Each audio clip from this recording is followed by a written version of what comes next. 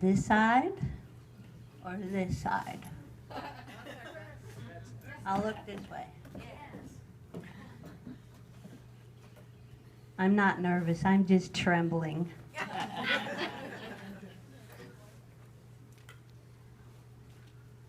I'm a little perfectionist because I'm trembling.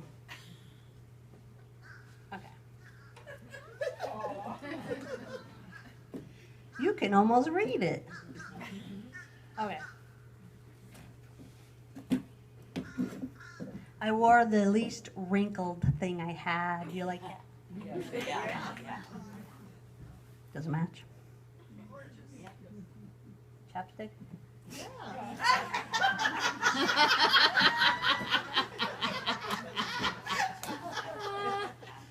Okay.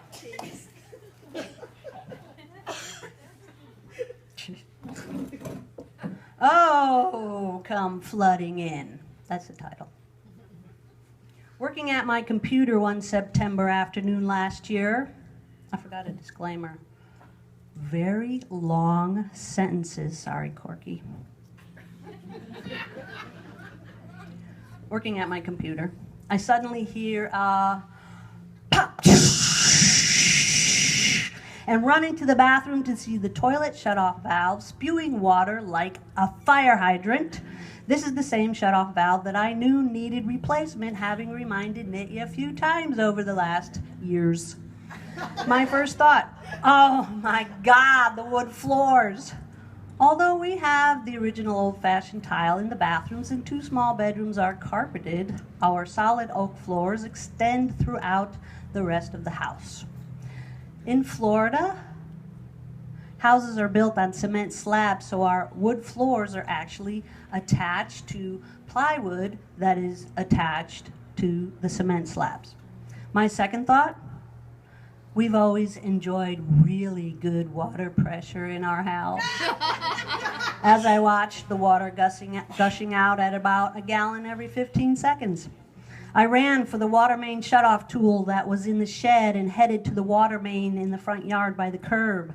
Having done this a million times before, I lifted the cover and it was filled with dirt. I began digging it out, breaking most of my nails. My butch nails.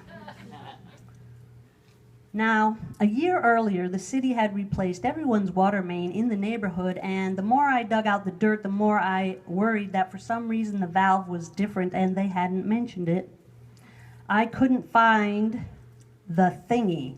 The valve turn thingy tool didn't fit on anything near the water gauge, so I thought I needed a crescent wrench. I ran back into the house to grab a wrench and saw the water rivering from the bathroom, down the hallway, into the bedrooms and dining room, slopping through about 2 inches of water. I grabbed a wrench and my phone and ran back outside.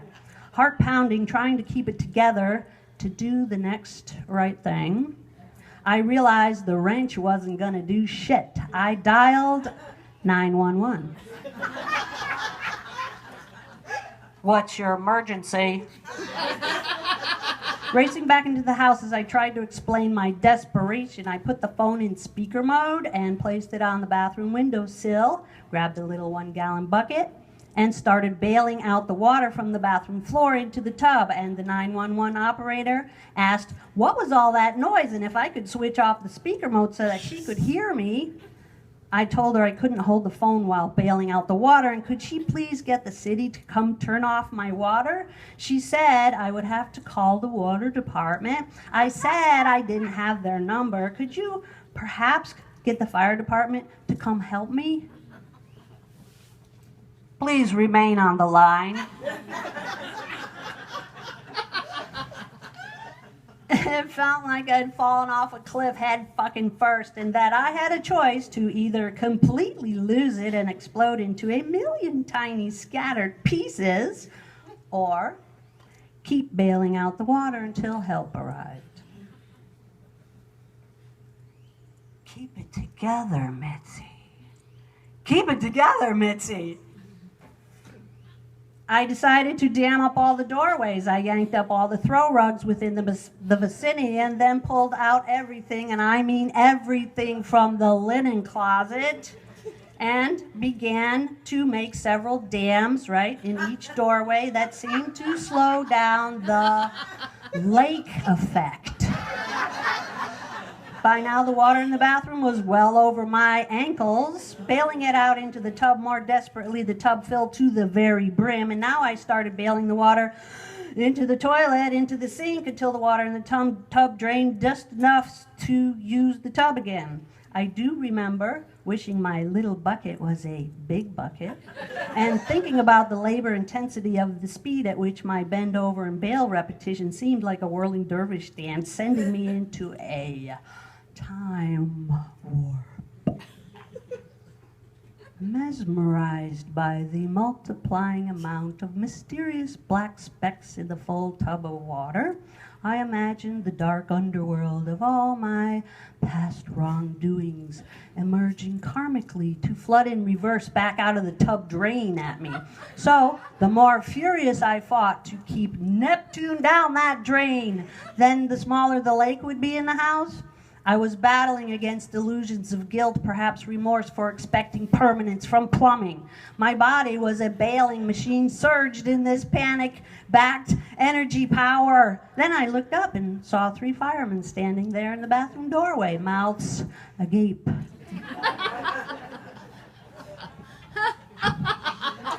I said, "Hey, do you think you could go turn off my main water valve at the street?"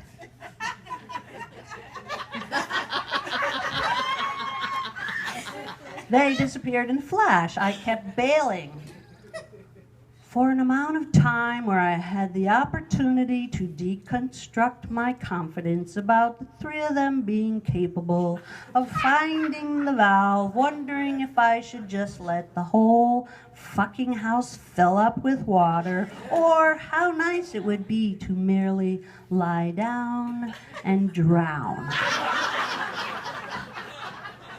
Then, suddenly, the gushing wall just stopped.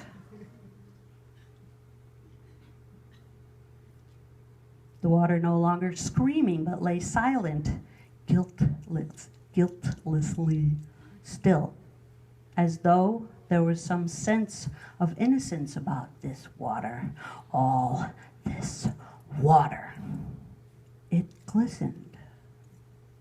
Straightening up my back, I was gifted with that sensual relief quite equal to that previous heightened grip of terror.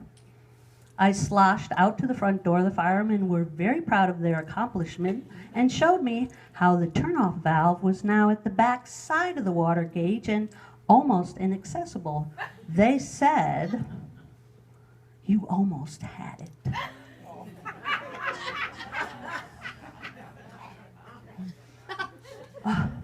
Assessing how far the water got, it seemed my efforts were not completely in vain, but I did wonder. Now the problem was getting a plumber to replace the toilet valve on this Labor Day weekend.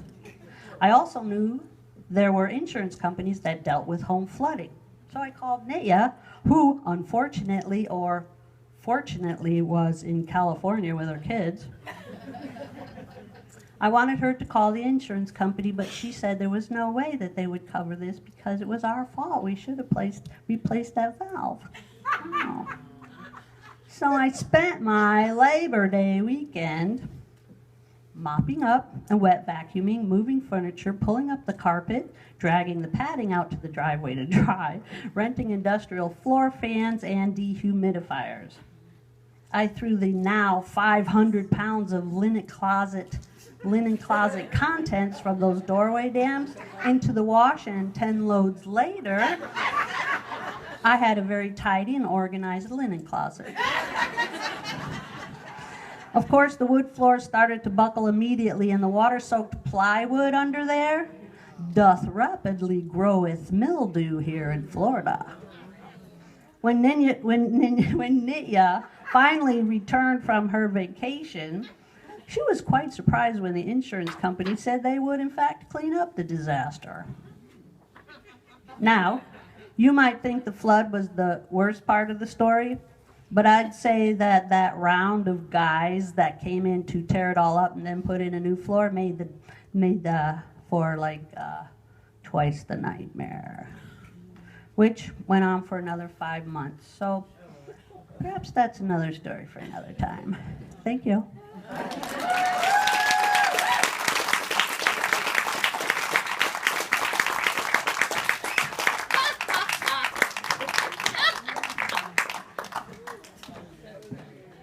Okay, next reader is Kalia, followed by Jan J, and then we'll have the break. Don't go.